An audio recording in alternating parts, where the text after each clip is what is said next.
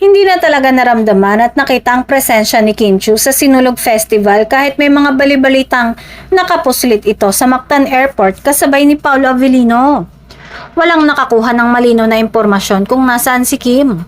Bagamat may chikang hindi agad dumiretso si Paolo sa Bay Hotel kung saan ang kanilang accommodation mga kapwa nito male actors na endorser din ng isang brand ng motorsiklo. Hinihinala ng Kim Paulandia na baka raw dumiretso muna ito sa kondo kung saan naroon si Kim. Pero ayon naman sa ibang chismis, hindi raw talaga bitbit ni Paolo si Kim nang dumating ito sa airport.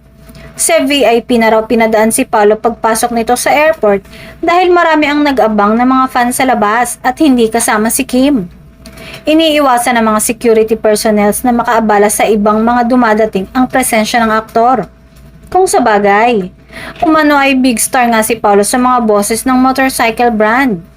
Nakasakay ito sa van kung saan naroon ang anak ng may-ari ng kumpanya at iba pang executives. Hiwalay ang van o coaster ni na Jack Roberto, Dominic Roque at iba pa. Isang araw sa pinagkaguluhan sa parada ay si Paolo lalo na nang tanggalin nito ang suot niyang shades. Samantala, nagpaandar naman si Kim sa kanyang IG kung saan pinost nito ang video habang nasa duyan sa isang isla.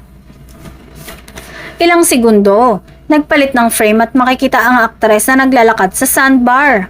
Mahaba ang buhok ni Kim sa video. Marami naman ang mga fans na hinahanap si Kim sa aktor at kilig na kilig naman ang sabihin ni Paolo kung nasaan ang rumored girlfriend nito.